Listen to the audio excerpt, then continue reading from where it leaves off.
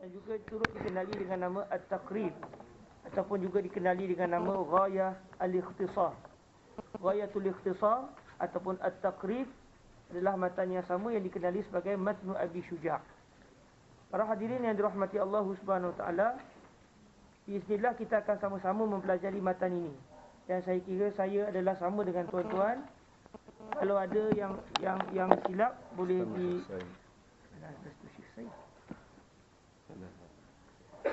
kalau sekiranya dalam saya menerangkan ada sebarang kesilapan, maknanya harap tuan-tuan dapat sahabat-sahabat semua dapat membetulkan. Dan insya-Allah kita harapkan moga-moga kita sama-sama dapat mempelajari matan ini dengan baik. Dan oleh kerana hari ini adalah hari pertama kita mempelajari matan ini, maka insya-Allah pada hari ini saya akan berkongsi dengan tuan-tuan yang dirahmati Allah, para hadirin yang dirahmati Allah SWT, tuan-tuan dan puan, untuk sama-sama kita mengenali beberapa perkara asas dalam perbahasan fiqh. Kerana yang kita bakal pelajari adalah salah satu matan, salah satu nota paling ringkas disebut sebagai matan, al-matnu, dalam mazhab al-Imam Asy-Syafi'i, iaitu berdasarkan fiqh mazhab al-Imam Asy-Syafi'i. Jadi sebelum kita mempelajari ataupun sama-sama kita mendalami Matnu Abi Syuja' ini, perlu kita sama-sama fahami bahawa fiqh adalah merupakan salah satu cabang di dalam ilmu Islam. Ilmu Islam kita ni banyak yang diringkaskan ataupun boleh disimpulkan berdasarkan hadis Sayyiduna Jibril alaihi salam yang telah diriwayatkan oleh ramai para ulama dan telah dipilih oleh Al-Imam An-Nawawi dalam kitab beliau Al-Arba'un An-Nawawiyah, iaitu Sayyiduna Jibril alaihi salam datang untuk bertanya tentang agama Islam. Maka Sayyidina Jibril tanya kepada baginda Nabi tentang Islam, iman, ihsan dan juga mata sa'ah. Jadi daripada perkara itu, sebagaimana disebut oleh Fadilatul Syekh Yusri bin Rushdi, disimpulkan Islam itu membawa 4 perkara utama, iaitu yang pertama berkaitan dengan akidah, yang disimpulkan tentang soalan Sayyidina Jibril berkenaan dengan iman. Kemudian berkaitan juga dengan al-Islam, iaitu berkaitan dengan fiqh. Kalau al-iman adalah berkaitan dengan keyakinan kita terhadap ketuhanan, perkara-perkara gaib dan sebagainya. Manakala fiqh pula adalah apa yang perlu kita lakukan. Apakah garis panduan di dalam kita hidup di atas dunia ini supaya kita hidup berdasarkan syariat.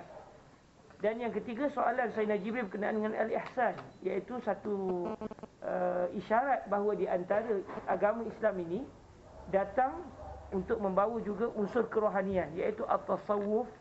Dan yang keempat adalah berkenaan dengan mata sa'ah yang disimpulkan oleh Fadilatul Syekh Yusri bin Rushdi Al-Hasani, iaitu tentang Islam datang untuk mengambil berat terhadap realiti yang berlaku setiap zaman.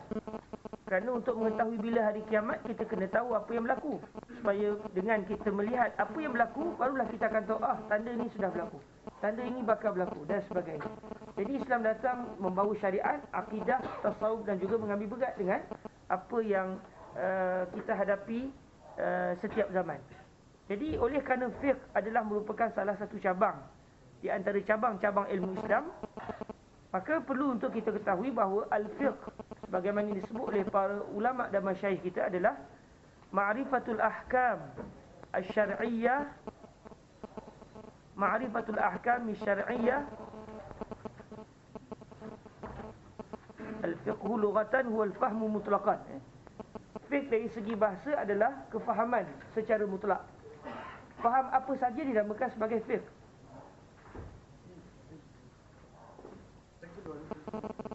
Yani kama tasha ana jitu li amri Syekh Amr سجل كما تشاء أنا لا أدري يعني.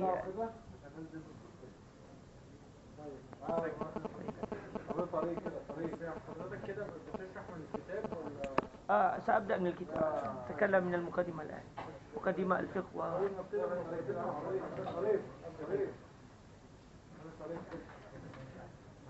Jadi para hadirin yang dirahmati Allah, kalau berkenaan dengan fiqh dia ada makna dari segi bahasa, dia ada makna dari segi syariat. dari segi makna bahasa, iaitu dari segi makna bahasa Arab, al-fiqhu huwa al-fahmu mutlaqan. Asal faham apa benda pun, maka dinamakan sebagai fiqh. Kita faham rumah ni begini-begini, maka itu dinamakan sebagai al-fiqh. Manakala al-fiqhu dari segi istilah adalah ma'rifatul ahkam syar'iyyatil amaliyah al-muktasabu min adillatiha tafsiliyah. Maknanya fiqh dari segi maksud yang kita akan fahami berdasarkan kitab fiqh dan sebagainya adalah ma'rifatul ahkam asy-syar'iyyah al-amaliyah, pengetahuan terhadap hukum hakam syarak yang bersifat amali. Amali iaitu amalan, perbuatan. Kita nak minum macam mana, nak tidur macam mana, nak solat bagaimana, nak puasa bagaimana, maka itu semua dinamakan sebagai al-fiqh. Ma'rifatul ahkami asy-syar'iyyatil amaliyah al-muktasabu min adillatiha tafsiliyah. Yang mana pengetahuan tersebut diambil daripada dalil-dalil yang tafsil. Maksudnya kita tahu perbuatan ini boleh buat atau tidak boleh buat berdasarkan dalil khusus yang menceritakan tentang perbuatan ini boleh buat atau tidak. Ma'rifatul ahkam asy-syar'iyyah al-amaliyah al-muktasab min adillatiha at-tafsiliyah. Al-ilmu bil ahkami asy-syar'iyyah al-amaliyah al-muktasabu min adillatiha at-tafsiliyah. Jadi kalau orang bicara tentang perbuatan ini boleh ataupun tidak, maka itu dinamakan sebagai fiqh. Tapi kalau kita bincang dari segi apakah yang perlu kita yakini, yang kita imani, ia tidak dinamakan sebagai fiqh, kerana ia berkaitan dengan amalan keyakinan hati kita. Tapi kalau nak melakukan satu perbuatan boleh ataupun tidak, dibenarkan oleh syariat ataupun tidak, maka itu dinamakan sebagai al-fiqh. Sebagian para ulama menghuraikan maksud al-fiqh dengan ma'rifatul ahkam asy-syar'iyyah allati tariquha al-ijtihad.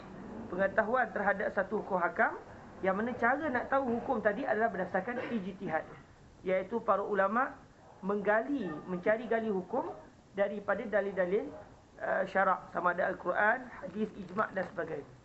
Jadi para hadirin yang dirahmati Allah Subhanahu Wa Taala, apabila bicara tentang fiqh ini membabitkan hukum hakam suatu perbuatan sama ada dibenarkan ataupun tidak oleh syariat, maka kita dapati orang yang mempunyai hak untuk menentukan hukum perbuatan ini dibenarkan ataupun tidak adalah orang yang mampu untuk mengambil hukum daripada dalil. Maka atas dasar itu para ulama usulul fiqh membahagikan manusia kepada dua kumpulan: al-mujtahidun, al-muqallidun. Al-mujtahidun satu kumpulan, satu lagi namakan sebagai al-muqallidun. Al-mujtahid adalah kumpulan, ada satu golongan yang telah mendalami hukum, telah mendalami ilmu-ilmu Islam, mempunyai kepakaran dari segi bahasa, dari segi mengetahui dalil itu telah dimansuhkan ataupun tidak, mengetahui terhadap kaedah usul fiqh ataupun dan sebagainya. Apabila seseorang itu sudah mencapai tahap kepakaran dalam ilmu-ilmu yang disebutkan oleh para ulama yang ada dalam kitab usul fiqh bincangkan, maka orang ini yang sampai ke tahap kepakaran ini dinamakan sebagai al-mujtahid. Maknanya ada orang alim tapi dia bukan mujtahid. Tapi semua mujtahid dia mesti orang alim. Kullu mujtahid alim wa laysa kullu alimin mujtahidah. Semua orang alim mesti, semua mujtahid itu mesti dia alim. Sebab bila sebut mujtahid, maknanya dia mempunyai kepakaran sehingga melayakkan dia untuk meneliti dalil-dalil syarak dan mengeluarkan hukum hakam yang ada tersimpan di dalam ayat-ayat Al-Quran dan juga hadis baginda Nabi serta dalil-dalil yang lain. Apabila seseorang itu tidak sampai ke tahap ini, maka ia dinamakan sebagai al-muqallid, iaitu orang yang tidak sampai ke tahap ijtihad. Maknanya al-muqallid pastinya akan ada di kalangan muqallid, di kalangan para ulama. Dia alim, dia hebat, tapi dia tak sampai kriteria untuk dianggap ataupun mencapai tahap ijtihad. Maksudnya dia orang alim, tapi dia tak sampai ke tahap ijtihad. Dan golongan yang kedua dalam kumpulan al-muqallid adalah orang yang bukan orang alim, orang biasa, orang awam. Jadi para hadirin yang dirahmati Allah Subhanahu Wa Taala, Apabila manusia dibahagikan kepada mujtahid dan juga muqallid, orang yang berhak untuk menggali hukum daripada dalil tidak lain tidak bukan hanyalah mujtahid. Adapun al-muqallid, orang yang tidak sampai ke tahap ijtihad, maka orang ini menjadi kewajipan ke atas muqallid untuk berpegang dengan kalam mujtahid. Sebab orang yang tidak sampai ke tahap ijtihad, dia tidak layak untuk mengambil hukum daripada Al-Quran dan juga hadis. Kalau dia cuba-cuba keluarkan hukum pun dah haram. Apatah lagi kalau dia tersilap, lagi-lagi tambah lagi ke haram, dua haram. Dia memandai-mandai untuk keluarkan hukum daripada Al-Quran, dah satu dosa, kerana dia bukan orang yang ada kelayakan. Kalau dia silap pula, tambah satu lagi. Manakala al-mujtahid, Nabi SAW menyatakan, mujtahid ini idza asab falahu ajran wa idza akhta falahu ajr. Kalau dia salah, kalau dia benar, dia betul dalam ijtihad dia, maka dia dapat 2 pahala. Pahala pertama kerana dia telah berusaha keras untuk menggali hukum tersebut. Yang kedua, dia mencapai kebenaran yang diinginkan oleh Allah Subhanahu Wa Taala. Tetapi kalau si mujtahid tadi tersalah, dia usaha, dia cuba buat kajian, dia cuba cari hukum tu apa yang diinginkan oleh Allah. Tapi akhirnya rupa-rupanya di akhirat nanti, jelas nyata ijtihad dia salah, tidak kena dengan kehendak Allah. Maka orang mujtahid yang telah tersalah tadi, dia dapat 1 pahala kerana dia telah berusaha untuk mencari hukum tersebut. Tapi muqallid, dia pandai-pandai ijtihad, dia sudah pun salah dan telah berdosa. Salah pula lagilah 2 kali dosa. Jadi para hadirin yang dirahmati Allah Subhanahu Wa Taala, apabila manusia itu ada mujtahid, ada muqallid, menjadi kewajipan muqallid mengikut kalam mujtahid. Menjadi kewajipan mujtahid pula mencari hukum yang ada di dalam Al-Quran dan juga daripada hadis baginda Nabi SAW. Daripada sini kita melihat seseorang mujtahid itu, dia akan cuba untuk mencari gali hukum. Hukum ada sebenarnya di dalam rimbunan Al-Quran dan juga hadis Nabi SAW serta dalil-dalil yang lain. Cuma siapa yang berhak untuk cari? Orang yang berhak untuk cari ini adalah orang yang mempunyai kelayakan untuk berijtihad. Dia cuba usaha untuk cari. Dan oleh kerana setiap seseorang mujtahid itu mencari, maka menyebabkan berlakulah perbezaan pendapat para fuqaha, iaitu para mujtahidun, di dalam banyak hukum hakam fiqh. Bila sebut dalam masalah ni mazhab Syafi'i kata begini, mazhab Imam Abu Hanifah kata begini pula, mazhab Maliki kata begini, mazhab Imam Ahmad kata begini, mazhab Sufyan Ats-Tsauri kata begini, mazhab Tawus kata begini. Maknanya para hadirin yang dirahmati Allah akan mendapati dalam satu masalah, kebanyakan masalah-masalah fiqh kita akan dapati di sana terdapat perbezaan yang begitu ketara di kalangan para al-fuqaha, iaitu para al-mujtahidun. Mengapa? Kerana masing-masing berusaha keras mencari hukum dan masing-masing akan faham satu hukum itu berdasarkan apa yang dia faham, berdasarkan dalil yang dia pegang. Orang ni faham gini, orang ni faham dengan cara yang lain, menyebabkan akhirnya berbeza pendapat para ulama, pendapat para fuqaha terhadap suatu isu, satu masalah, dalam keadaan kadang-kadang dalilnya adalah sama. Bil misal, ala sabil misal, sebagai contoh dalam kita akan mendalami selepas ini perbahasan siwak. Dalam mazhab Imam Asy-Syafi'i radhiyallahu taala anhu ardah, orang yang berpuasa dimakruhkan untuk dia bersugi, menggosok gigi selepas masuk saja waktu zuhur. Kalau ditanya kepada mazhab Imam Syafi'i, apa hujah anda? Maka mazhab Imam Syafi'i menyatakan berdasarkan hadis baginda Nabi SAW, la khulufu fami shaimi atyabu indallahi min rihil misk. Bau busuk mulut orang yang berpuasa itu adalah sangat harum di sisi Allah, lebih daripada harumnya kasturi. Jadi kefahaman Imam Asy-Syafi'i, bau busuk itu wangi di sisi Allah. Dibuang bau busuk itu, kita menghilangkan bau yang wangi di sisi Allah. Maknanya mengapa kita perlu buang perkara yang disukai oleh Allah. Jadi kalau kita buang, mari kita buat perbuatan yang tidak sepatutnya. Maka dianggap bersugi itu makruh berdasarkan mazhab Al-Imam Asy-Syafi'i radhiyallahu ta'ala anhu. Manakala berdasarkan mazhab Al-Imam Malik, Imam Malik berpandangan bersugi selepas zuhur bagi orang yang berpuasa adalah dituntut, digalakkan, sama seperti keadaan-keadaan yang lain. Bila tanya kepada Al-Imam Malik, apa hujah anda? Maka Al-Imam Malik akan mengatakan berdasarkan hadis baginda Nabi sallallahu alaihi wa alihi wasallam, la khuluqu famis shaimi atyabu indallah min rihil miski. bau busuk mulut orang yang berpuasa itu adalah lebih harum di sisi Allah berbanding bau kasturi. Jadi Imam Malik mula berpahaman, kalaulah bau yang busuk pun sudah dianggap begitu wangi sisi Allah, bagaimana kalau kita wangikan pula mulut kita, maka lagi-lagilah akan dianggap sangat wangi di sisi Allah Subhanahu Wa Taala. Jadi hadisnya sama, cuma si faqih ini melihat dari sudut ini, lantas membawa kepada kefahaman yang begini. Manakala faqih yang kedua melihat dari segi di sudut yang lain, lantas membawa kepada perbezaan pendapat yang lain. Jadi oleh kerana itu kita dapati para fuqaha kita dalam banyak masalah fiqh berbeza pendapat. Bukan kerana mereka tak ada dalil, sebaliknya masing-masing mempunyai kaedah tersendiri dan kadang-kadang dalilnya sama, cuma wajhul istinbat, cara untuk memahami dalil itu yang berbeza, menyebabkan berlaku perbezaan pendapat di kalangan para fuqaha di dalam setiap mazhab. Dalam setiap masalah biasanya akan berlaku perbezaan pendapat di kalangan para fuqaha Islam. Dan insya-Allah yang bakal kita pelajari ini adalah satu buku ataupun satu kitab kecil tulisannya, kecil kandungannya tetapi besar maknanya. Yang mana kitab ini akan ditulis berdasarkan mazhab Imam Asy-Syafi'i, iaitu berdasarkan ijtihad mazhab al-Imam Asy-Syafi'i radhiyallahu taala anhu.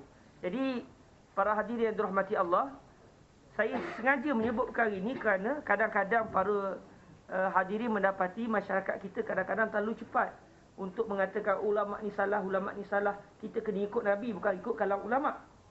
Sepatutnya yang kita perlu pegangi, kita perlu mengikut kalam ulama yang telah sampai ke daerah ijtihad, kerana melalui mereka lah kita akan sampai kepada kehendak Allah Subhanahu wa taala. Sehingga guru kita semua Fadilatul Syekh Said bin Shaltut Asy-Syafi'i menyatakan, kalamul mujtahid bin nisbah ilal muqallid ka kalamillahi wa kalamir rasul bin nisbah ilal mujtahid. Kalam seorang mujtahid bagi si muqallid, kalam Imam Syafi'i contoh bagi kita, itu adalah seperti kalam Allah dan kalam Rasul bagi seorang mujtahid. Bagi seorang mujtahid pegangannya kalam Allah, kalam Rasul. Bagi kita pula, oleh kerana kita tidak sampai ke tahap ijtihad, maka kita perlu sampai kepada kehendak Allah melalui orang yang sampai ke tahap ijtihad. Menyebabkan ucapan Al-Imam Asy-Syafi'i itu sebagai contoh adalah seperti Al-Quran dan juga hadis bagi kita. Bukan kerana kita ta'assub, tidak. Tetapi kerana untuk sampai kepada kehendak Allah mesti melalui ijtihad.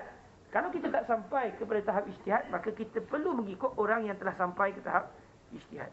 Sehingga tidak keterlaluan untuk kita sebut, kalaulah kita yang bukan mujtahid ini, apabila kita mendapati kalam Allah Subhanahu Wa Taala, hadis Nabi dan juga firman Allah Subhanahu Wa Taala zahirnya bercanggah dengan ucapan mujtahid yang kita pegangi, yang kita ikuti, maka tidak terlalu melampau untuk kita katakan peganglah kalam si mujtahid tadi, walaupun zahir ucapan itu bercanggah dengan kalam Allah dan kalam baginda Nabi sallallahu alaihi wasallam. Kerana seseorang mujtahid sebelum dia nak mengeluarkan satu hukum, sebelum dia nak menzahirkan satu hukum berdasarkan kefahaman seseorang mujtahid, si mujtahid tadi perlu untuk meneliti seluruh dalil-dalil yang dia mengetahuinya sebelum nak dibuat satu keputusan, yang mana setelah dikaji seluruh dalil-dalil syarak. Maka kalaulah kita yang orang biasa pun jumpa hadis yang macam bercanggah dengan kalam si mujtahid tadi, takkanlah si mujtahid tadi tak jumpa hadis yang kita telah jumpai. Dan atas dasar itulah para hadirin yang dirahmati Allah, kalau kita dapat memahami perkara ini dengan baik, maka tidak akan timbul yang perlu dipegang adalah kalam Nabi, bukannya kalam para ulama. Kerana sebenarnya yang faham kalam Nabi itu adalah para ulama yang telah sampai ke tahap ijtihad. Dan tidak akan timbullah sebenarnya saya membaca hadis Nabi dan Nabi suruh begini-begini. Kerana yang memahami kalam baginda Nabi dan punya autoriti untuk meletakkan satu hukum adalah para ulama yang sampai kepada tahap ijtihad. Baik, para hadirin yang dirahmati Allah Subhanahu Wa Taala, itu secara kasar berkenaan dengan pengenalan berkenaan dengan fiqh dan juga mazhab secara umum begitu. Dan Allah Subhanahu Wa Taala mentakdirkan mazhab yang kekal sampai ke hari ini adalah 4 mazhab.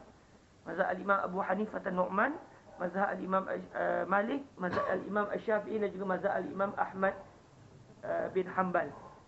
Pun begitu, sebenarnya di sana ramai lagi para mujtahid yang memiliki kemampuan dan layak untuk mengeluarkan hukum hakam, namun Allah mentakdirkan mazhab mereka tidak berkembang luas dan maknanya mazhab mereka sudah tidak lagi punya pengikut pada hari ini. Sebagai contoh, Al-Imam Al-Bukhari Muhammad bin Ismail bin Ibrahim bin Al-Mughirah bin Bardizbah Al-Bukhari, pengarang kitab Sahihul Bukhari, adalah di antara para ulama yang sampai ke tahap ijtihad. Antaranya Sayyiduna Laith bin Sa'd, Faqihu Misr, yang kalau kita pergi ziarah makam Al-Imam Syafi'i, kita akan jumpa sebelum-sebelum tu di kawasan itu makam Al-Imam Laith bin Sa'd. Itu di antara mujtahid, sehingga kata Al-Imam Asy-Syafi'i, wal Laithu afqahu min Malik. Imam Laith itu lebih faqih berbanding dengan Imam Malik. Mereka kalau Imam Malik faqih juga, Imam Laith faqih, tapi kehebatan fiqh yang dimiliki oleh Imam Laith mengatasi kehebatan Al-Imam Malik. Namun Allah mentakdirkan mazhab Imam Malik yang kekal, manakala mazhab Imam Laith sudah tiada lagi pengikut pada hari. Begitu juga dengan para ulama yang kalau kita baca kitab Al-Majmu' sebagai contoh tersebut, qala Abu Thawr, qala Tawus, itu di antara para mujtahidun satu ketika dahulu. Namun Allah mentakdirkan mazhab yang kekal sehingga ke hari ini adalah 4 mazhab utama, iaitu mazhab Al-Imam Abu Hanifah, mazhab Imam Malik, mazhab Al-Imam Asy-Syafi'i dan juga mazhab Al-Imam Ahmad bin Hanbal radhiyallahu taala anhum jami'an. Dan insya-Allah para hadirin, kita akan sama-sama mendalami Matnu Abi Syuja' ataupun turut dikenali dengan nama At-Taqrib ataupun Ghayatul Ikhtisar, dasarkan mazhab Al-Imam Asy-Syafi'i radhiyallahu taala anhu. Dan oleh kerana perbahasan fiqh adalah luas, dan semestinya saya bukan orang yang layak untuk berada di kursi ini. Pastinya banyak perkara yang saya tidak ketahui. Namun kalau di sana ada kesilapan, minta ditegur. Dan kalaulah di sana ada soalan, tanyalah. Saya tak takut dengan soalan, kerana tanya. Kalau tahu, jawab. Tak tahu, kata tak tahu lah. Kalau tuan-tuan datang ke sini untuk belajar dengan seorang yang alim, silaplah tuan-tuan datang. Tapi kalau kita datang untuk sama-sama study, discuss begitu, bolehlah. Geli-gelinya boleh. Kata orang kan, geli-gelinya bolehlah. Maknanya kita study sama-sama. Dan perbahasan fiqh, kalau kita balik ke Malaysia, dia ada 2 perkara yang perlu kita fahami. Kadang-kadang orang tanya hukum, bukan tanya mazhab Syafi'i kata apa, tapi tanya saya nak buat apa. Saya nak apa pendapat, apa yang saya kena buat. Maka di sana kita kena ketahui, di sana ada pengkajian ataupun pembelajaran berkenaan dengan fiqh tertentu yang kita akan pelajari ini berdasarkan mazhab Imam Syafi'i. Kalau orang tanya soalan, berdasarkan mazhab Imam Syafi'i begini. Namun di sana ada satu lagi perbahasan, iaitu fatwa. Dan kata Fadilatul Syekh Said bin Shaltut, al-ilmu syai' wal fatwa syai'. Ilmu terhadap satu mazhab itu satu masalah, itu satu perbahasan. Namun fatwa satu perbahasan yang lain. Sebab tu kalau kita lihat para fuqaha, para ulama di Mesir ni, walaupun mereka contohnya mazhab Imam Asy-Syafi'i, tapi dalam fatwa kadang-kadang memakai pendapat mazhab lain demi untuk meraihkan realiti masyarakat setempat. Jadi atas dasar itu para hadirin, kalau kita lihat kadang-kadang jadi pening orang di Malaysia kerana itu. Ustaz ni jawab begini, ustaz ni jawab begini. Macam mana ni? Sekali ustaz ni kata boleh, kata ini tak boleh. Kerana yang kata boleh katakan, dia kata boleh berdasarkan mazhab yang tersebar di Malaysia, itu mazhab Imam Asy-Syafi'i. Mari ustaz yang kedua, dia berdasarkan fatwa mazhab lain. Jadi kadang-kadang menyebabkan masyarakat jadi pening kepala begitu. Orang ni kata begini, ustaz ni kata begini. Dan kalau ikut pendapat saya sendiri, wallahualam, lebih baik kita menyatakan kepada masyarakat umum berdasarkan mazhab Imam Syafi'i. Cuma kita lapik. Cuma yang saya sebut ni mazhab Syafi'i. Kalau tuan-tuan agak berat, jumpa saya secara personal. Kita ada ubat khusus. Tapi nak sebut umum gitu, takut orang pening kepala. Tapi pun begitu, menjadi satu perkara yang sangat baik kalau kita juga dapat mendalami juga secara kasar-kasar mazhab-mazhab yang lain. Kerana kebanyakan orang di Malaysia, dia bukan tanya hukum berdasarkan mazhab Syafi'i. Dia nak tanya saya nak buat apa. Dan kadang-kadang dalam mazhab kita ada buah perkara, untuk orang zaman sekarang yang tidak kuat imannya itu, menyebabkan mereka tidak mampu untuk berpegang dengan mazhab kita sendiri dalam beberapa perkara. Begitu kita akan dalami mazhab kita, mazhab Imam Asy-Syafi'i berdasarkan kitab ini. Dan perbahasan fiqh sangat luas. Perbahasan fiqh adalah satu perbahasan yang sangat luas. Kitab ini pula adalah kitab yang ringkas. Jadi saya akan membaca berdasarkan masalah yang disebut di sini. Adapun perbahasan-perbahasan yang lebih dalam, maka menjadi tanggungjawab para hadirin untuk mempelajari daripada para syuyukh al-Azhar yang lain. Adapun saya, wa ma ana illa turab, wa maturabu musta'malan illa bi fuqdanil ma', fa iza wujida al-ma' batalat tayammum. Jadi takat-takat geli-geli bolehlah, tapi kalau tuan-tuan nak jadi orang alim tak boleh. Dan insya-Allah kita akan hafal matan, sebab ia di antara satu usaha untuk mengurangkan bilangan yang hadir. Saya tahu kawan-kawan memang tak akan hafal matan, jadi saya akan letakkan syarat untuk hadir ke kelas ni hafal matan. Siapa tak hafal matan tak boleh datang, contoh. Jadi insya-Allah kelas ni akan makin bersurut biiznillah subhanahu wa taala. Dan kita akan sama-sama menghafal matan. Setiap kali kita habis kelas kita akan hafal sama-sama dan kita akan tasmih. Saya akan minta sesiapa yang datang pada minggu hadapan untuk menghafaz matan yang bakal kita baca pada hari ini. InsyaAllah saya yakin tidak akan sampai ke tahap ini, bismillah. Baik, Ustaz sanabda insyaAllah.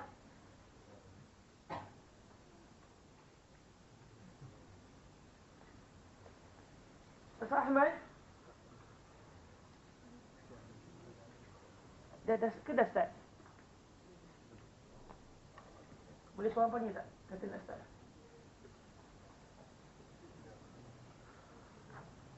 Dah start belum? Dah start dah? Oh ya, Karim, dah start. Okey. Baik, bismillahirrahmanirrahim. Kita akan mempelajari matan ini insya-Allah. Baik, para hadirin, secara amanahnya saya pernah menadah matan ini daripada Fadilatul Syekh Said bin Syaltun. Cuma kami baca daripada Kitabut Tahrah sampai Kitabul Hajj. Ataupun Kitabus Saum. Saya rasa sampai Kitabus Saum ataupun Kitabuz Zakah. Maknanya matan ini tidak pernah saya pelajari secara penuh. Saya tidak pernah mempelajari matan ini secara penuh. Jadi apapun begitu, kita cuba untuk melihat kitab-kitab mazhab yang lain bagi mempermudahkan bacaan. Dan majlis kita majlis yang ringkas, antara maghrib dengan isyak ataupun sebelum isyak. Maghrib dengan isyak, dan saya akan terus walaupun dalam musim persedaan itu juga insya-Allah akan mengurangkan bilangan biiznillah. Sebab kalau boleh biar tak ada terus kelas begini, itu satu yang lagi bagus sebenarnya, supaya para hadirin dapat belajar terus daripada para syuyukhul azhar. Baik, bismillahirrahmanirrahim. Kita akan masuk kepada berkenaan dengan matan Abi Syuja' biiznillah, yang saya kira kita tak akan baca banyak hari ini, sebagai mukadimah saja insya-Allah. Bismillahirrahmanirrahim. Alhamdulillah wassalatu wassalamu ala sayyidina wa maulana Muhammadin Rasulillah wa ala alihi wa sahbihi wa man walah.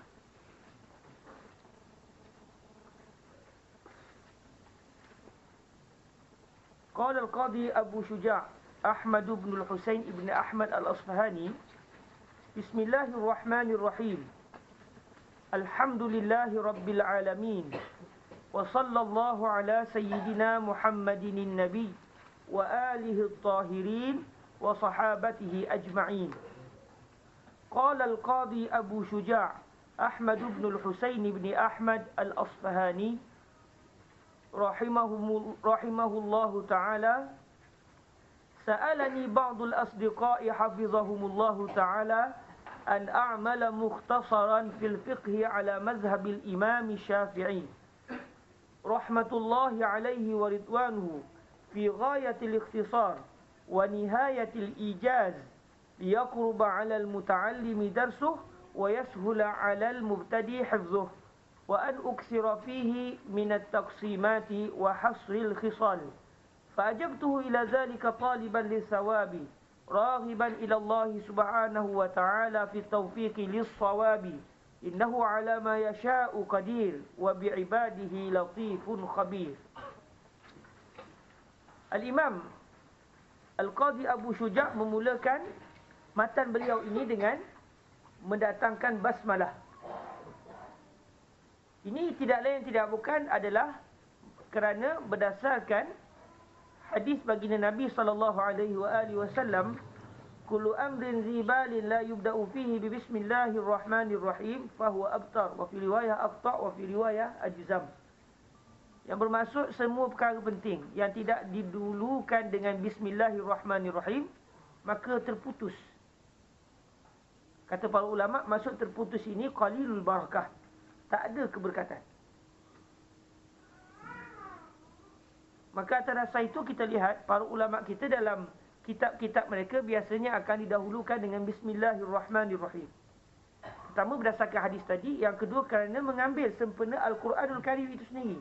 Yang mana Al-Quranul Karim dimulakan dengan surah Al-Fatihah, dan ayat pertama dalam surah Al-Fatihah berdasarkan mazhab Imam Asy-Syafi'i adalah Al-Basmalah. Maka atas dasar itulah kita dapati para ulama kita mendatangkan Al-Basmalah di dalam tulisan-tulisan mereka. Kalaulah kita dapati mana-mana kitab yang tidak ditulis padanya basmalah, maka kata para ulama berkemungkinan si penulis tadi tidak menulis basmalah, tetapi ia membaca basmalah ketika dia menulis kitab tadi. Yang dituntut adalah memulakan dengan basmalah, sama ada secara tulisan ataupun secara lafzan. Kemudian Al-Imam Abu Syuja' mendatangkan puji-pujian kepada Allah Subhanahu Wa Taala dengan ucapan beliau Alhamdulillahi Rabbil Alamin. Ia juga sebenarnya berdasarkan satu hadis baginda Nabi sallallahu alaihi wasallam yang berbunyi kullu amrin dzibal la yubda'u fihi bil hamd aqta'. Semua perkara penting yang tidak dimulakan dengan alhamd, iaitu tidak dimulakan dengan puji-pujian kepada Allah Subhanahu Wa Taala, maka ia adalah aqta', iaitu terputus, iaitu qalilul barakah. Maka kerana itu kalau kita lihat biasa mula kelas ke buat buku ke sebelum ucapan ke Bismillahirrahmanirrahim Alhamdulillahi Rabbil Alamin. Lepas tu kita berselawat kepada baginda Nabi. Kenapa? Untuk mengambil sempena hadis tadi, iaitu semua benda yang tidak dimulakan dengan alhamd, iaitu puji-pujian kepada Allah, maka ia tidak ada keberkatan. Bila tidak ada keberkatan, kadang-kadang perkara itu tidak bermanfaat kepada orang. Sebab tu kalau kita lihat kitab-kitab para ulama kita ini, walaupun kadang-kadang ringkas, tapi berkekalan sampai ke hari ini. Kenapa? Kerana keberkatan. Dalam keadaan satu ketika dahulu, bukan ada seperti zaman kita, ada cetakan, ada boleh simpan dalam bentuk PDF, boleh save dalam program dan sebagainya. Zaman satu ketika dahulu, setiap orang kadang-kadang buat kertas kosong untuk dengar dan salin apa yang disebut oleh seorang alim. Kemudian diwarisi sampai kepada kita. Maka kalaulah kita nak fikir-fikir, untuk satu kitab itu musnah dan hilang, sangat besar. Dan memang ada kitab-kitab yang hilang. Yang kita hanya tahu, disebut oleh para ulama, fulan bin fulan ada mengarang kitab sekian. Tapi kita tak jumpa kitab tu mana. Contoh macam Al-Imam Abu Syuja' sendiri. Beliau ada satu kitab yang menghuraikan matan Al-Iqna' lil Imam Al-Mawardi. Disebut dalam sejarah bahawa Al-Imam Abu Syuja' juga ada satu kitab, yang mana kitab itu adalah huraian kepada satu kitab yang ditulis oleh Al-Imam Al-Mawardi yang bernama Al-Iqna'. Tapi kitab itu dah tak ada dah. Tak dijumpai. Di mana hilang, wallahu a'lam. Mungkin pada zaman Tatar dulu, mungkin dengan sebab-sebab yang lain, wallahu ta'ala a'la wa a'lam. Namun kalau kita lihat pun begitu, walaupun di sana ada kitab yang hilang, yang kita hanya ketahui judulnya semata-mata, namun Allah menjadikan juga di sana ada kitab yang berterusan sampai ke zaman kita hari ini. Mungkin kerana kekalnya kitab tadi dengan sebab keberkatan yang ada pada kitab tersebut, dengan sebabnya antaranya pada pengarang itu ikhlas kepada Allah dan memulakan kitabnya dengan menyebut nama Allah Subhanahu wa Ta'ala. Para ulama juga berbincang. Sekarang ada hadis yang bicara tentang semua benda penting yang tidak dimulakan dengan bismillah, maka benda itu terputus. Tiba-tiba ada pula hadis yang semua benda penting tak dimulakan dengan alhamdulillah, maka benda juga terputus. Macam mana kita nak buat serentak? Semestinya tak boleh. Boleh ke tuan-tuan buat bismillah dan alhamdulillah dalam serentak? Dia kalau boleh buat tu, itu bukan karamah, itu gila tu. Macam mana dua benda jadi satu masa? Tak boleh. Bercanggah dengan akal.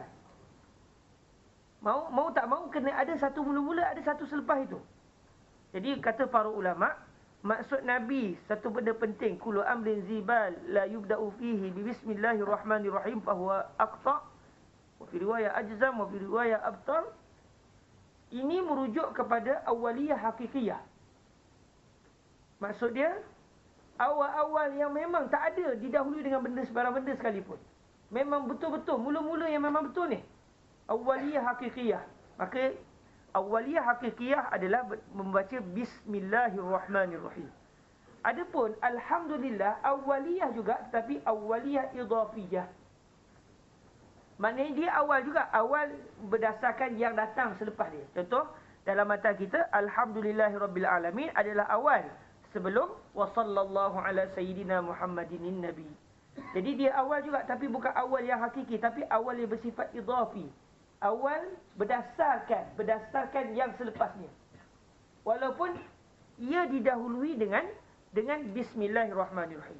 Jadi atas dasar itu para ulama menjadikan basmalah itu sebagai awaliyah hakikiyah, manakala alhamdulillah sebagai awaliyah idhafiyah, sebagaimana yang ada di dalam Al-Quranul Karim. Start dengan bismillah, selepas itu alhamdulillah rabbil alamin. Kemudian Al-Imam Abu Syuja' mendatangkan selawat ke atas baginda Rasul sallallahu alaihi wasallam. Wa sallallahu ala sayyidina Muhammadin nabi. Allah berselawat ke atas Sayyidina Muhammad an-Nabi, yang merupakan seorang Nabi. Baik, para hadirin yang dirahmati Allah, wa sallallahu, Allah berselawat. Baik, kata para ulama, jumlah seperti ini, dia adalah jumlah, kalau tengok secara zahir, seperti khabar. Allah telah berselawat. Wa sallallahu ala Sayyidina Muhammad. Kita cerita ke orang, khabar ke orang. Jumlah khabariyah. Lafzan. Secara lafaznya kita tengok wa sallallahu ala sayyidina Muhammad. Allah telah berselawat kepada Nabi Muhammad sallallahu alaihi wasallam. Namun kata para ulama, walaupun secara lafaznya adalah seperti khabariyah, namun sebenarnya hakikat yang diinginkan oleh orang yang mengucapkan wa sallallahu ala sayyidina Muhammad adalah Allahumma salli ala sayyidina Muhammad. Maknanya keinginan yang menulis adalah permintaan, talab. Ini adalah antara gaya bahasa Arab yang mungkin tak ada dalam bahasa Melayu kita. Tapi antara gaya dalam bahasa Arab, dinyatakan seakan-akan cerita benda telah berlaku. Tetapi yang diinginkan bukan nak cerita benda telah berlaku. Tapi dia nak beritahu, ya Allah, berselawatlah anda kepada baginda Nabi sallallahu alaihi wasallam. Maknanya khabariyah lafzan, insya'iyah ma'nan. Dari segi lafaznya khabar, cerita Allah telah berselawat. Namun dari segi hakikat yang diinginkan oleh orang yang bercakap tersebut adalah insya'iyah, jumlah insya'iyah, iaitu jumlah yang bukan bersifat khabar. Sama ada insya' itu doa atau permintaan dan sebagainya, maka ia dari segi hakikat yang diinginkan dalam ucapan wa sallallahu ala sayyidina Muhammad adalah Allahumma salli ala sayyidina Muhammad. Maka begitu juga dengan ucapan-ucapan sebagai contoh kalau kita dengar, berkata Al-Imam Asy-Syafi'i rahimahullah, berkata Al-Imam Abu Hanifah An-Nu'man radhiyallahu anhu, kalau radhiyallahu anhu, Allah telah redha ke atas orang tadi. Sebab ada orang bertikai, ada orang bertikai, dia kata radhiyallahu anhu untuk sahabat dia. Sebab memang ada nas yang jelas dalam Al-Quran, radhiyallahu anhum wa radu anhu. Allah telah beredha kepada para sahabat dan mereka pun telah redha kepada Allah. Adapun selain daripada para sahabat, tidak ada dalil wahyu yang menunjukkan bahawa Allah redha juga kepada mereka. Jadi kalau kita sebut contoh, berkata Al-Imam Asy-Syafi'i radhiyallahu anhu, salah tu. Sebab kita tak tahu betul ke Allah redha, walaupun kita rasa insya-Allah Allah redha. Husnuzan kita dah, kalau Imam Syafi'i takkan Tuhan tak redha. Itu sangkaan kita lah, sangkaan kuat kita. Namun adakah 100%? Tak tahu. Jadi ada orang bertikai, tak betul kalau kita sebut radhiyallahu anhu kepada selain para sahabat. Namun kita sebut balik kepada mereka, sebenarnya kalimah radhiyallahu anhu itu adalah khabariyatul lafz, insyaiyatul makna. Lafaznya memang khabar, tapi kehendak kami bukan khabar, tapi insyai, iaitu Allahumma irda, Allahumma arda'an Sayyidina Al-Imam Asy-Syafi'i contoh. Ya Allah, redailah Al-Imam Asy-Syafi'i. Jadi kalau begitu tak ada masalah walau digunakan kalimah radhiyallahu anhu kepada selain para ulama, selain para sahabat. Begitu memang dalam perbahasan ini ada dua kumpulan, ada dua golongan. Ada yang mengatakan untuk para sahabat digunakan radhiyallahu anhu, selain para sahabat kita guna rahimahullah. Ada yang berpendapat seperti itu. Tapi kalau di Mesir memang, kalau kita tengok para masyayikh kita, kalau Imam Syafi'i radhiyallahu anhu, maknanya mengambil pendekatan tak ada masalah untuk digunakan kalimah radhiyallahu anhu walau kepada yang bukan sahabat, dengan maksud kita bukan nak bagi tahu yang kita tahu Allah redha, tapi kita inginkan daripada kalimah radhiyallahu anhu iaitu Allahumma ardha, Ya Allah redailah fulan bin fulan. Allah telah pun berselawat, iaitu ya Allah berselawatlah ke atas Sayyiduna Muhammad An-Nabi. Selawat Allah kepada baginda Nabi adalah Ar-Rahmah. Dalam bahasa Arab ada beberapa perkara, satu kalimah tapi makna pelbagai. Kalimah Al-Qur'. Dalam perbahasan haid kita akan jumpa Al-Qur', salah quru', 3 quru'. Al-Qur'u dalam bahasa Arab kadang-kadang bermaksud suci, kadang-kadang bermaksud haid. Kalimah ain, al-ain. Apa maksud al-ain? Mungkin huruf ain. Ain juga. Ataupun al-ma'un nabi' min al-ard, air yang terpancut daripada bumi, mata air. Ataupun al-ain bermaksud jasus, SB, sahabat baik. Atau al-ain dengan maksud al-ain an-nazirah, mata. Jadi maknanya satu kalimah makna pelbagai dan tak akan mampu dalam satu kalimah digunakan kesemuanya. Biasanya begitu. Mesti salah satu. Jadi kata para ulama termasuk juga di antara kalimah yang mempunyai makna yang pelbagai adalah as-salah. As-salah dari segi asal maknanya adalah ad-du'a. Doa. Sebab tu kalau kita tengok kita sebut Allahumma salli. Ya Allah berselawatlah, bukan ya Allah sembahyanglah, Ya Allah dirikanlah solat, tak, dia tak begitu. Kerana kalimah as-salah dari segi asal makna bahasanya bermaksud doa.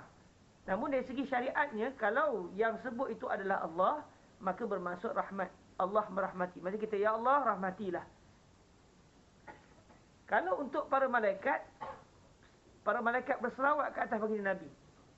Ataupun para malaikat berselawat ke atas fulan bin fulan. Kalau kita bacalah hadis Sahih Bukhari, orang yang daripada dia sembahyang fardu, kemudian dia berada di tempat duduk dia, terus dia mengingati Allah, moga-moga kita termasuk dalam kumpulan tadi, maka para malaikat akan menyatakan Allahumma salli alaihi. Ya Allah, selawatlah ke atas orang tadi. Apa maksud selawat tadi? Allahumma gfirlah. Allah, ya Allah ampunkan si fulan tadi. Maksudnya selawat malaikat maknanya istighfar. Kalau kita buka dalam kitab-kitab hadis, kita akan jumpa kalimah selawat para malaikat untuk fulan bin fulan, iaitu Allahumma gfirlah, ampunkan dosa si fulan tadi. Tapi bila para malaikat, innallaha wa malaikatahu yusalluna 'alan nabi sallallahu alaihi wasallam, adakah selawat para malaikat tadi iaitu mohon agar Allah ampunkan dosa Nabi Muhammad? Sedangkan Nabi Muhammad itu maksum, a'samul ma'sumin, orang yang paling yang paling suci sekali berbanding dengan para nabi yang maksum keseluruhannya. Jadi di situ wallahu alam, mungkin maksud dia ya Allah berselawatlah ke atas Nabi Muhammad itu, ya Allah ampunkanlah bagi Nabi Muhammad, iaitu ampunkanlah umat baginda Nabi dengan sebab Nabi Muhammad sallallahu alaihi wasallam. Berkemungkinan maknanya begitu wallahu alam. Sebab Nabi tidak berdosa, maka kenapa perlu beristighfar kepada baginda Nabi? Istighfar para malaikat kepada Nabi adalah istighfar dengan maksud para malaikat beristighfar untuk Nabi, iaitu mengampunkan dosa, memohon keampunan bagi umat baginda Nabi dengan sebab baginda Nabi sallallahu alaihi wasallam. Adapun salah ataupun selawat ni dari segi makna bahasa, kalau datang daripada kita, maka itu bermaksud doa, macam saya sebut tadi. As-salatu lughatan ad-du'a.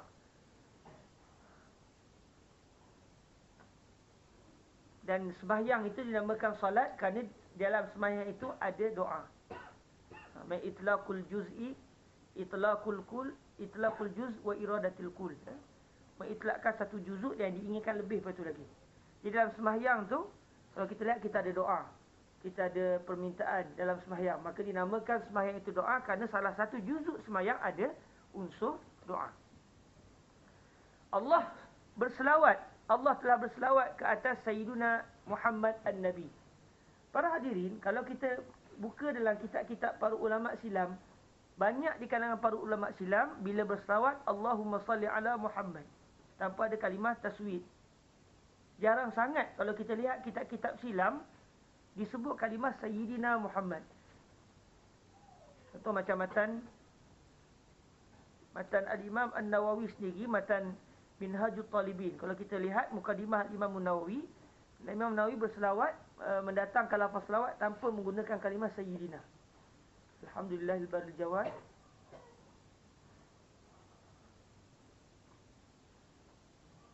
Digunakan kalimah terus Allahumma salli ala Muhammad. Lebih kurang begitu, saya tak ingat matanya, tanpa menggunakan kalimah Sayyidina. Jadi perkara ini ada disentuh oleh Fadilatul Syekh Yusri bin Rushdi. Kalimah taswid ini, iaitu kalimah Sayyidina ini adalah atas dasar adab. Kalau kita lihat dalam hadis, Nabi Muhammad SAW sendiri mengajar kita berselawat tanpa menggunakan kalimah Sayyidina. Bila para sahabat tanya macam mana kami nak berselawat kepada anda wahai Rasulullah, maka Nabi mengatakan, katakanlah qulu Allahumma salli ala Muhammad. Jadi kata para ulama sebahagiannya, maksud baginda Nabi ni, Nabi sebut tu atas dasar Nabi merendah diri, atas dasar Nabi berlebih kurang dengan kita, atas dasar tawaduk baginda Nabi. Macam kita lah, kalau orang tanya, siapa nama awak? Saya Profesor Madya Emeritus sekian nama gini. Orang kata ni belagak gila, orang tanya nama, pergi sebut nama pangkat, kenapa? Contoh, jadi orang yang tawaduk, siapa nama, walaupun dia tu profesor ke, Datuk Tasri ke, yang di Pertuan Agong ke, dia akan sebut saya Fulan bin Fulan, Ahmad bin Ali, contoh. Jadi kalaulah begitu keadaan orang biasa, fama balu Nabi bi sayyidil khalq, yang paling merendah diri kepada Allah Subhanahu taala, maka atas dasar itu Nabi tidak menggunakan kalimah sayyidina. Dan kenapa para ulama silam kebanyakannya, ataupun yang kita dapati sebahagian mereka tidak menggunakan kalimah sayyidina dalam selawat mereka. Kata Fadilatul Syekh Yusri bin Rushdi, satu ketika dahulu menjadi uruf apabila seseorang itu tidak menggunakan kalimah sayyidina, itu atas dasar kerana mereka merasakan diri mereka tu rapat dengan seseorang. Uruf satu ketika dahulu. Contoh macam kalau saya nak buat satu contoh yang mudah, kalau kita guna bahasa puisi. Kalau kita kata begini, aku rindu padamu Muhammad. Orang akan kata, orang ajar tu. Ni bahasa puisi, sungguhnya aku melihat matahari menyanyi-nyanyi, contoh. Lantas aku nyatakan kepada matahari, sampaikan salamku kepada Muhammad. Aku rindu padanya. Contoh. Orang kata ni bahasa sajak. Orang kata ni bahasa kita nak kata kita ni rapat betul dengan Nabi Muhammad.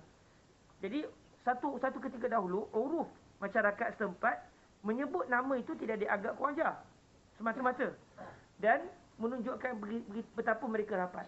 Sebab tu kalau dalam hadis kita biasa dengar Sayyidatuna Aisyah sebut qala Abu Bakrin, berkata Abu Bakr. Kalau contoh, kalau zaman hari ni, kalau saya cerita, tuan-tuan yang dirahmati Allah, hari ni bersedia ayah saya Mak Usin. Memang masjid ayah saya pun 24/4 sama dengan masjid Sa'abdan. Kalau saya kata kepada kawan-kawan, hari ini masjid ayah saya nama Mak Usin, untuk pengetahuan semua, daripada kecil lagi saya tengok Mak Usin ni dia gini. Mak Usin pernah sebut pada saya, belajarlah, rajinlah belajar betul. Saya kadang-kadang terasa rindu betul dengan Mak Usin. Kawan-kawan kata apa? Ini orang kurang ajar. Orang kurang ajar. Tapi kalau saya kata, para hadirin, Allah Subhanahu Wa Taala, Allah Taala tu telah sebut kepada kita, sesungguhnya Allah, kita suka ajar tak? Sesungguhnya Allah merupakan Tuhan kita semua, suka ajar tak? Sesungguhnya Sayyiduna Allah. Oh, sepelik pula. Maknanya uruf satu ketika dahulu menyebut nama itu tidak menjadi masalah. Maka sebab itulah kalau kita lihat para ulama, khususnya para ulama awal zaman salafus salih, mereka kadang-kadang bila sebut Nabi Muhammad, bila sebut nama Nabi tu biasanya betul, Allahumma salli ala Muhammadin. Mungkin kerana urufnya dan menunjukkan betapa mereka itu intim dengan baginda Nabi SAW. Namun apabila uruf sudah berubah, bila orang sebut nama, itu orang anggap kurang ajar, maka ulama' mutaakhirin, contoh dalam mazhab kita, mazhab Imam Syafi'i, sebahagiannya berpendapat, hatta dalam sembahyang, hatta dalam azan, hatta dalam iqamat, disunatkan kalimah taswid. Lepas tu kalau kita lihat Fadilatul Syekh Yusri bin Rushdi, azan di masjid beliau akan disebut asyhadu anna sayyidana Muhammadar Rasulullah, berdasarkan kerana urus sudah berbeza. Sebut nama tu dianggap tidak molek, maka elok dilapik dengan lafaz adab. Maka atas dasar itulah diletakkan kalimah sayyidina.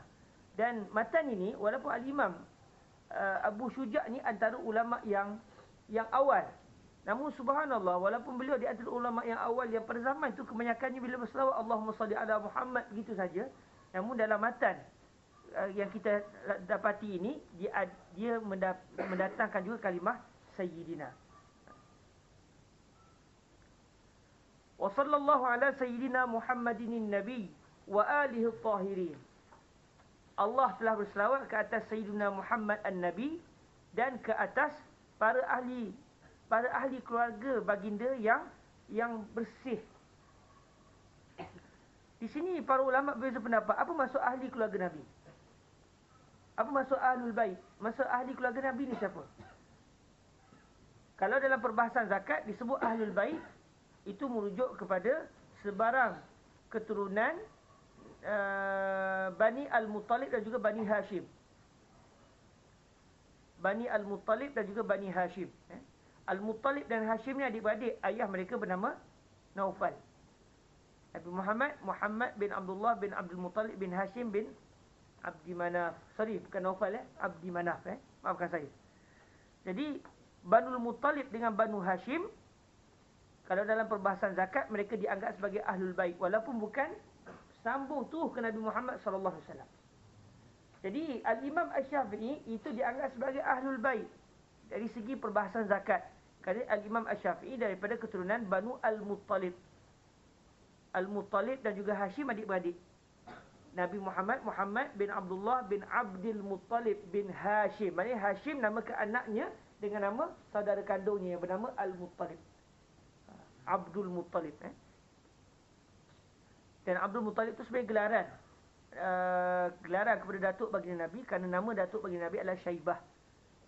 Orang kata Abdul Muttalib kerana datuk Nabi yang digelar sebagai Abdul Muttalib ini, beliau lahir di Yathrib, membesar di Yathrib, dan akhirnya apabila abang beliau tidak cukup tangan untuk menguruskan tetamu daripada luar yang menunaikan haji di Makkah Al-Mukarramah, beliau telah pergi ke Madinah ambil adiknya yang bernama Syaibah ni bawa balik ke Mekah. Akhirnya orang ingat yang itu adalah hamba kepada Al-Muttalib, lantas dinamakan Abdul Muttalib. Sedangkan bukan Abdul Muttalib, Akhul Muttalib, saudara kandung si Muttalib tadi. Namun akhirnya tersebar luar dan orang pun terus guna. Zaman kita pun orang sebut Datuk Nabi, sebut nama Datuk Nabi nama Syaibah, mata gila. Datuk Nabi nama Abdul Muttalib. Padahal Abdul Muttalib itu gelaran, manakala nama betul Datuk Nabi adalah Syaibah. Jadi dari segi perbahasan zakat, Ahlul Bait ini adalah Banu Hashim dan Banu Al-Muttalib.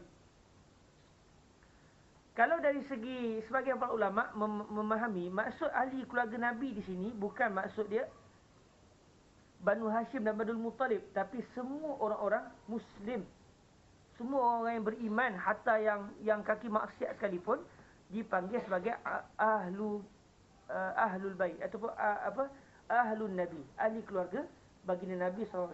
Dan pendapat ini dipegang oleh Al-Imam An-Nawawi radhiyallahu taala anhu. Dasarkan pendapat Imam An-Nawawi, ahlul bait ahlun Nabi itu adalah kullu muslim.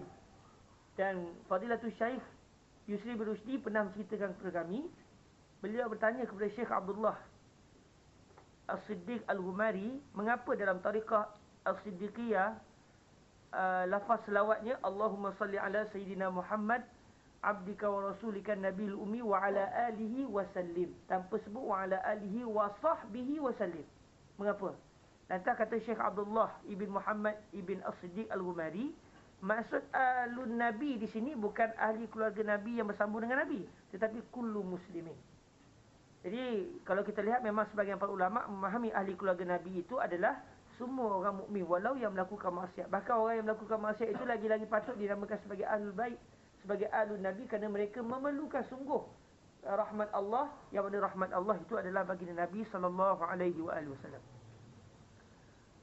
Wa alihi tahirin, ahli keluarga Nabi yang bersih daripada sifat-sifat yang tidak baik.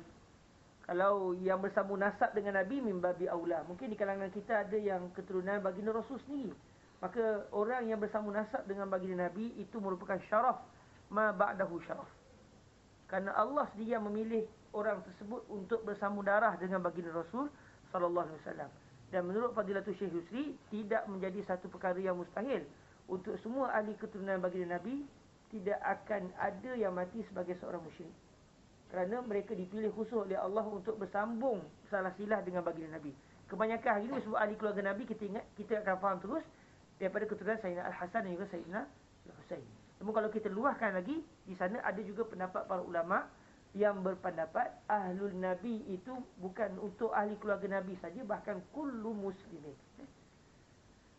Wa sahabatihi ajma'in. Dan selawat Allah juga ke atas para sahabat baginda keseluruhannya. Qala al-Qadi Abu Syuja'. Berkata Qadi Abu Syuja'. Abu Syuja' gelaran. Syuja' berani, maknanya bapa keberanian. Malaysia pun ada bapa-bapa kat, bapa kemerdekaan ya. Bapa tak tahulah PM kita sekarang ni bapa apa Allah Alam. Berkata Abu Syuja' iaitu bapa keberanian. Syuja' bukan beliau tu bernama Abu Syuja', tapi gelaran. Dinamakan sebagai Al-Qadi kerana Al-Imam Abu Syuja' pernah menjawab jawatan Qadi. Qadi satu ketika dahulu maksudnya hakim. Maksudnya hakim bukan Qadi nikah. Ahmad bin Al-Husain ibn Ahmad Al-Asfahani rahimahullahu ta'ala. Berkata Qadi Abu Syuja' iaitu, siapa nama beliau? Ahmad bin Al-Husain bin Ahmad Al-Asfahani.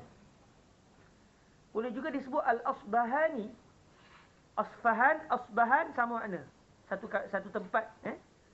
Asbahan bil ba ataupun Asfahan bil fa sama makna. Cuma berdasarkan manuskrip yang ada pada saya, ada 5 manuskrip yang saya miliki untuk kitab ini. Satu manuskrip daripada awal hilang, tiba-tiba tengah-tengah terus.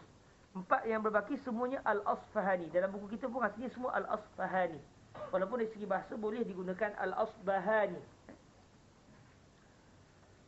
Baik, para hadirin yang dirahmati Allah, kita lihat sikit siapa dia Al-Imam Abu Syuja'. Kalau secara mudahnya, Al-Imam Abu Syuja' sendiri tidak terlalu terkenal. Orang banyak tak tahu siapa beliau. Berlaku khilaf yang sangat besar. Bila tarikh beliau lahir, bila tarikh wafat. Nama pun takat Ahmad bin Al-Husain bin Ahmad. Kemudian gelaran Abu Syuja' tu adalah satu gelaran yang dalam mazhab kita Syafi'i ada satu orang yang juga dinamakan sebagai Abu Syuja'. Dan di sana ada yang dinamakan juga sebagai Muhammad bin Al-Husain bin Ahmad. Orang yang sama atau orang yang berbeza, wallahu a'lam. Maknanya siapa dia Qadi Abu Syuja'? Setakat yang kita baca-baca, tidak didapati satu sejarah yang lengkap tentang kehidupan siapakah sebenarnya Al-Imam Abu Syuja'. Tidak seperti Al-Imam Nawawi, kenali siapa gurunya, siapa muridnya, apa kitab-kitabnya. Adapun Al-Imam Abu Syuja', berdasarkan manuskrip kitab ini menyatakan nama beliau adalah Ahmad bin Al-Husain bin Ahmad Al-Asfahani. Rekod sejarah menyatakan beliau ni disebut Al-Asfahani kerana ayah beliau lahir di Asfahan. Maafkan saya, bukan ayah beliau, datuk beliau lahir di Asfahan. Manakala Al-Imam Abu Syuja' pula beliau lahir di Basrah. Beliau lahir di Basrah. Namun gelarannya Al-Asfahani merujuk kepada tempat kelahiran datuknya. Al-Imam Abu Syuja' lahir di Basrah. Tahun bila? Ada sumber menyatakan beliau lahir tahun 533 Hijriah. Ada sumber lahir 433 Hijriah. Tu dia 100 tahun lepas tu. Ada kata 533 Hijriah. Ada yang kata 433 Hijriah. Ada rekod seorang ulama hadis yang bernama Al-Hafiz As-Silafi. Beliau ni sezaman dengan Al-Qadi Abu Syuja'. Beliau tanya Al-Imam Abu Syuja', bila Imam Abu Syuja' lahir? Kata Imam Abu Syuja', aku lahir pada tahun 434 Hijriah. Jadi rekod dari segi kelahiran itu berlaku perbezaan. Nak menunjukkan beliau ni orang yang satu ketika dahulu dikenali sangat. Semestinya orang sana kenal. Namun selepas itu tak dikenali secara hidup beliau. Namun subhanallah, kitab beliau sampai ke hari ni orang kenal. Walaupun situan tu orang tak berkenal. Menurut sejarah, Al-Imam Abu Syuja' telah mengajar fiqh mazhab Al-Imam Asy-Syafi'i lebih daripada 40 tahun. 40 tahun lebih beliau mengajar mazhab Al-Imam Asy-Syafi'i di madrasah-madrasah yang ada di Basrah.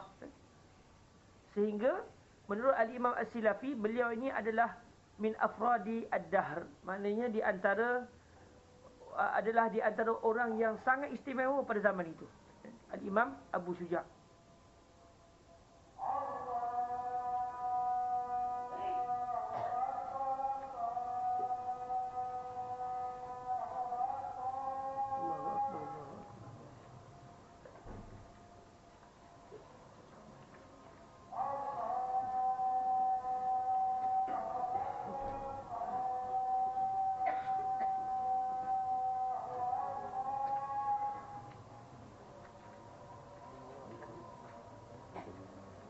بعد الأذان تكمل صغيرا وانت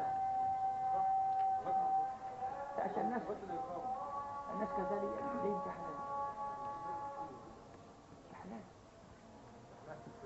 سنقلله إن شاء الله.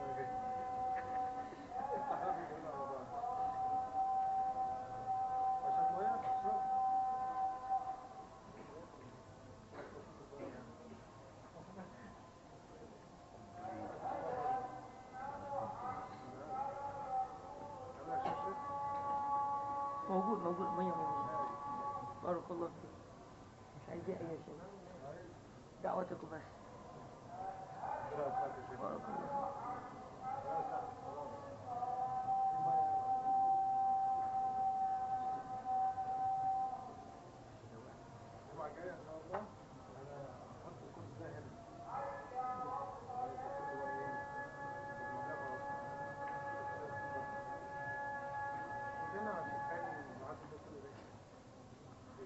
سنقلله إن شاء الله. لا خليه معانا.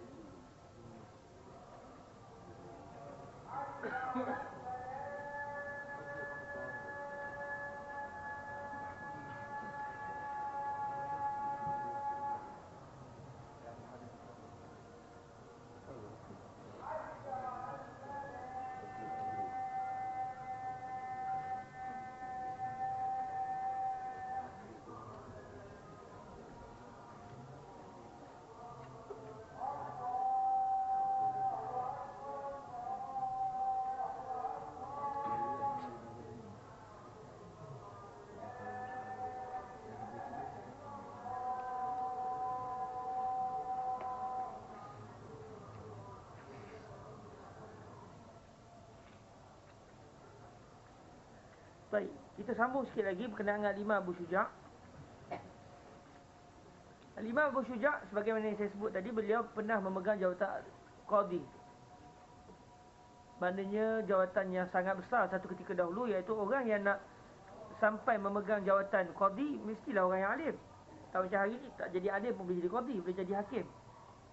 Tapi satu ketika dahulu, kerana syariat masih lagi menjadi dasar bagi sebuah negara, maka kita dapati yang menjadi qadi mesti orang yang alim, mesti orang yang memang bukan main-main, sebab dia akan menjatuhkan hukuman berdasarkan syariat. Al-Imam Abu Syuja' pada akhir hayatnya, selepas maknanya beliau melepaskan jawatan Al-Qadi, sebagaimana disebut oleh Al-Imam Al-Bajuri dalam hasyiah beliau, Al-Imam Abu Syuja' ni akhirnya telah berpindah ke Al-Madinah Al-Munawwarah bi Rasulillah sallallahu alaihi wasallam, dan beliau telah menetap akhirnya di Al-Madinah. Apa kerja beliau? Ini sangat-sangat penting para hadirin.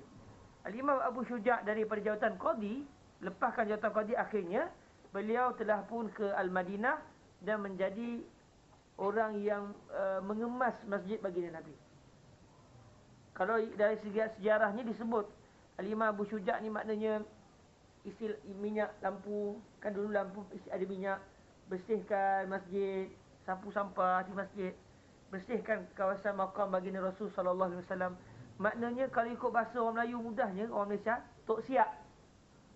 Saya tak tahu kalau bahasa Indonesia apa, wallahu alam. Tapi kalau bahasa Malaysia, orang yang menguruskan masjid ni, bersihkan kawasan masjid ni, panggil siap lah, siap masjid.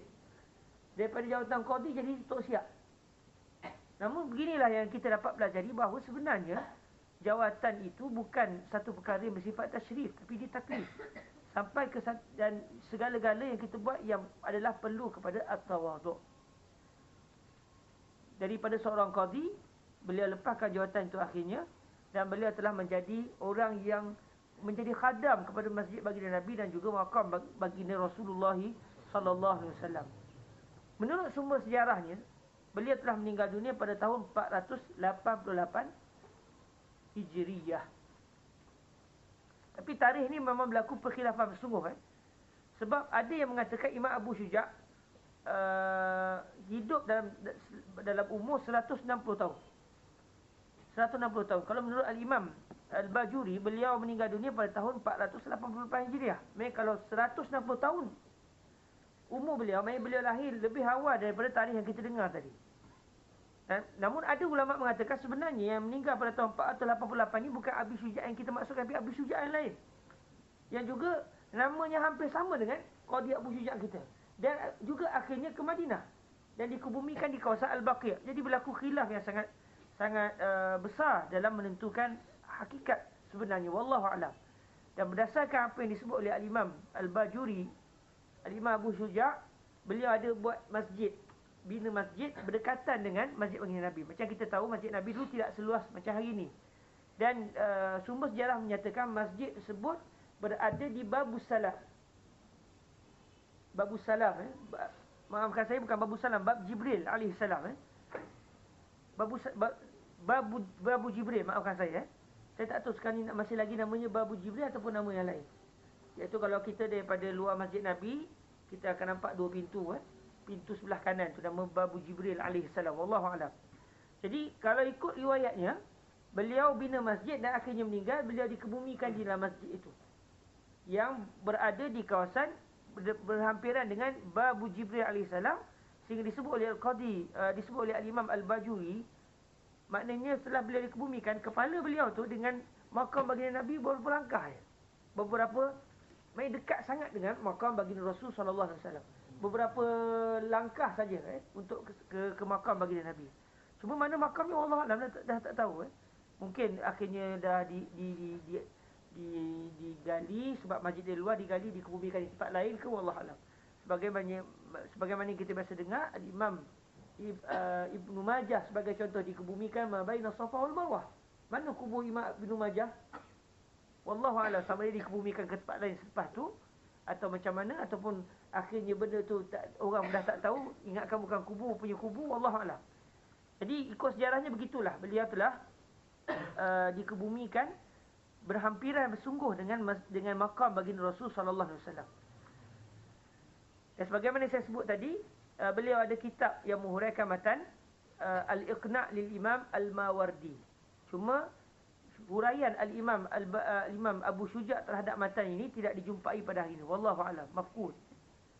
Dan ada pendapat mengatakan matan Abu Syuja' ini, matan Abi Syuja' ini adalah ringkasan daripada kitab Al-Iqna' lil Mawardi. Dan kalau kita lihat macam ada kita boleh nampak macam ada kesamaan. Mereka kadang ada petikan Al-Imam Al-Mawardi yang didatangkan dalam kitab ini. Dan tidak mustahil sebenarnya kitab kita ini adalah ringkasan daripada Matnul Iqna' karangan Al-Imam Al-Mawardi, sahib Al-Hawil Kabir. Imam Al-Mawardi ada satu kitab nama Al-Hawil Kabir. Jadi juga kitab namanya Al-Iqna'. Dan tuan-tuan boleh dapati kitab tersebut. Untuk orang miskin seperti saya, ladaina tariq ukhra wa huwa tahmil. Kita boleh download terus daripada internet. Hadza tariqatul fuqara, bukan fuqaha. Baik, para hadirin yang dirahmati Allah, qala al-Qadi Abu Syuja' Ahmad bin al-Husain ibni Ahmad al-Asfahani rahimahullahu ta'ala, iaitu Allahumma arhamhu. Kalimah rahimahullah khabariyatul lafz insyaiyatul ma'na. Baik, sekadar itu sajalah untuk hari ini. Kita sampai kepada qala al-Qadi Abu Syuja' Ahmad bin al-Husain ibn Ahmad Al-Asfahani rahimahullahu ta'ala. Jumaat depan kita akan masuk pada sa'alani ba'dul asdiqa. Jadi minggu depan saya akan tanya pada yang hadir untuk hafal. Bismillahirrahmanirrahim. Alhamdulillahirabbil alamin. Wa sallallahu ala sayyidina Muhammadin nabi wa alihi at-tahirin wa sahabatihi ajma'in. Qala al-Qadi Abu Syuja' Ahmad bin Husain ibn Ahmad Al-Asfahani rahimahullahu ta'ala. Dan sebelum tutup saya terlupa satu perkara, iaitu mungkin orang dalam kitab-kitab disebut Al-Imam Abu Syuja' datangkan selawat tanpa datangkan salam. Wa sallallahu ala sayyidina Muhammad tersebut wa sallim ataupun wa sallam. Kan selalunya Allahumma salli ala sayyidina Muhammad wa ala ali sayyidina Muhammad. Allahumma salli wa sallim. Biasanya begitu tak? Dan disebut oleh para ulama makruh kalau kita mendatangkan lafaz salawat tanpa lafaz salam ataupun salam saja. Qala Rasulullah alaihi salam, contoh. Makruh. Untuk para nabi yang lain okey. Untuk baginda Rasul kena dua-dua sekali. Kalau tidak makruh. Sebab Allah Taala sebut dalam Quran, ya ayyuhallazina amanu sallu alaihi wa sallimu. Bila ada dua arahan itu maknanya hendaklah disekalikan, tak boleh salah satu. Jadi orang dalam kitab-kitab yang menghuraikan Matnu Abi Syuja', mereka timbulkan persoalan mengapa Al-Imam Abu Syuja' tidak mendatangkan kalimah salam. Hanya wasallallahu. Tak sebut apa wasallallahu wasallam ala sayyidina Muhammadin Nabi. Jadi di antara jawapan para ulama, berkemungkinan Al-Imam Abu Syuja' melafazkan lafaz salam secara lisan, bukan secara kitabatan. Secara tulisan tak tulis, tapi secara lafaz sebut. Baik ketika tulis tu wasallallahu ala sayyidina Muhammadin wasallam. Itu. Tapi tak ditulis. Atau kata para ulama, berkemungkinan juga Al-Imam Abu Syuja' berpendapat tidak ada makruh, bukan satu perkara yang makruh kalau tidak disekalikan lafaz salam dan juga lafaz selawat. Dan dari segi perbahasan fiqh, memang ulama al-mutaqaddimin, ulama peringkat awal, mereka tidak memandang makruh orang yang mendatangkan selawat tanpa salam ataupun salam tanpa selawat. Tapi ulama mutaakhirin menganggap ia adalah satu perbuatan yang makruh. Maknanya kalau kita selawat tanpa datangkan lafaz salam, makruh. Salam saja tanpa selawat, makruh. Gabung duduk, okey. Orang awal pula, ulama-ulama mutaqaddimin berpendapat tak ada sebarang makruh. Cuma yang paling bagus memang sekali lah. Cuma kalau tak buat, tak ada masalah. Tidak dianggap sebagai perbuatan yang makruh. Oleh kerana Al-Imam Abu Syuja' ni di kalangan Al-Mutaqaddimi Syafi'iyah, ulama awal mazhab Al-Imam Asy-Syafi'i, berkemungkinan Al-Imam Abu Syuja' tidak mendatangkan lafaz salam atas dasar memang yang dipegang oleh ulama-ulama Al-Mutaqaddimin ketika itu tiada sebarang pemakruhan sekiranya tidak disertakan sekali lafaz selawat dan juga lafaz salam. Baik, sekadar itu dahululah daripada saya. Semoga ada keberkatan. Soalan ditutup ya, sebab kita dah lewat.